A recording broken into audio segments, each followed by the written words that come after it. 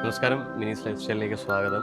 അടുത്തൊരു വീഡിയോ ആയിട്ട് നമ്മുടെ വീഡിയോ ഇട്ടപ്പോൾ കുറേ പേര് ചോദിച്ചു മമ്മിക്ക് എന്ത് പറ്റി എന്നുള്ള കാര്യം.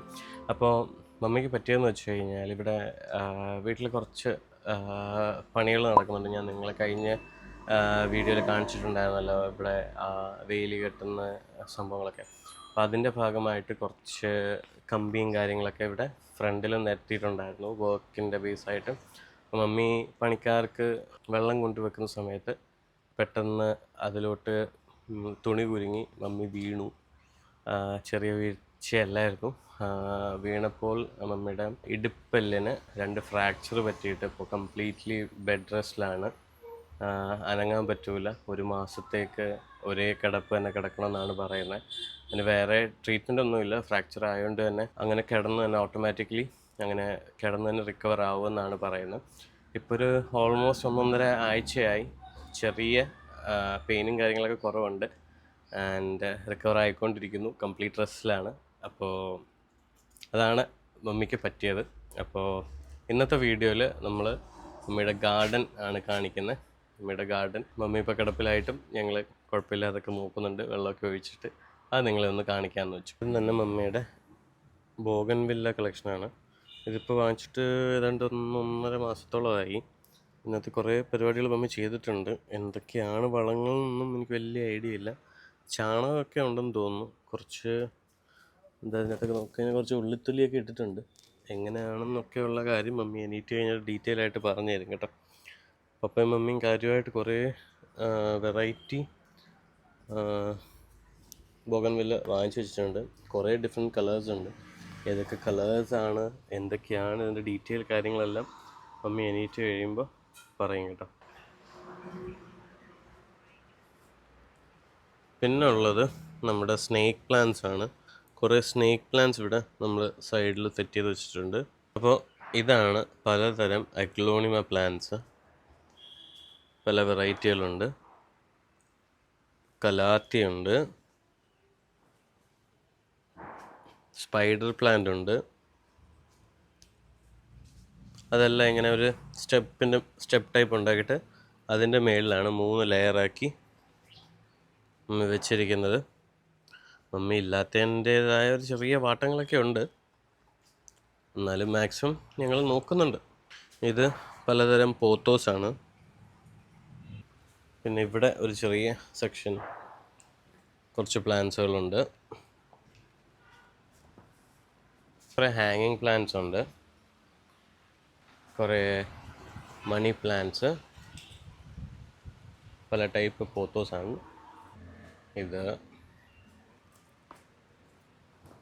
ഇതെല്ലാം. പിന്നെ ഒരു വലിയ ബോഗൻവില്ല. റയോ പ്ലാന്റ്സ് മമ്മിയുടെ സെറ്റ് ചെയ്തിട്ടുണ്ട്. പല ടൈപ്പാണ്.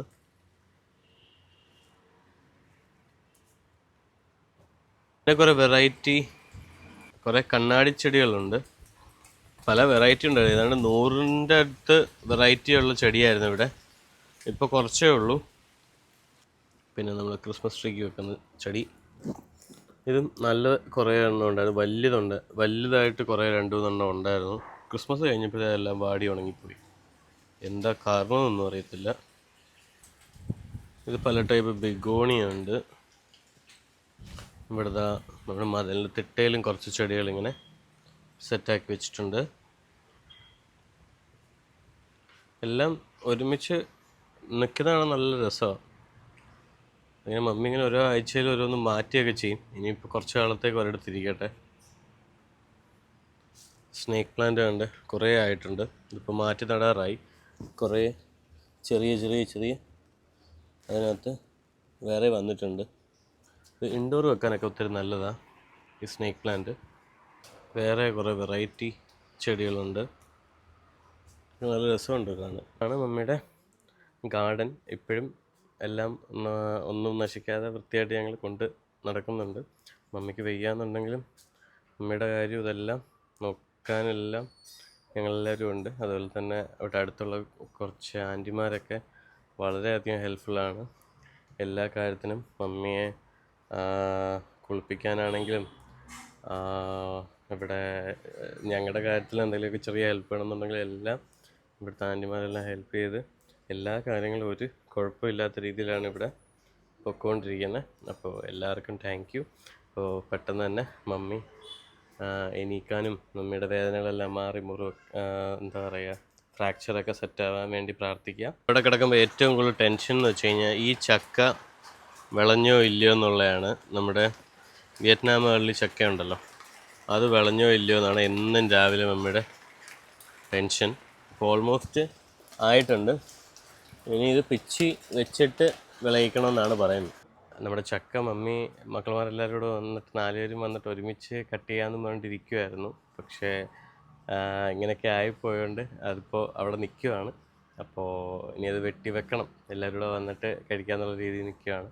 പിന്നെ കഴിഞ്ഞ വീഡിയോ ഇട്ടപ്പോഴാണ് ഞങ്ങൾക്ക് മനസ്സിലായത് എന്തുമാത്രം നിങ്ങളെല്ലാം മമ്മിക്ക് വേണ്ടി കെയർ ചെയ്യുന്നു എന്നുള്ളത്. എന്തുമാത്രം കമൻസാണ്.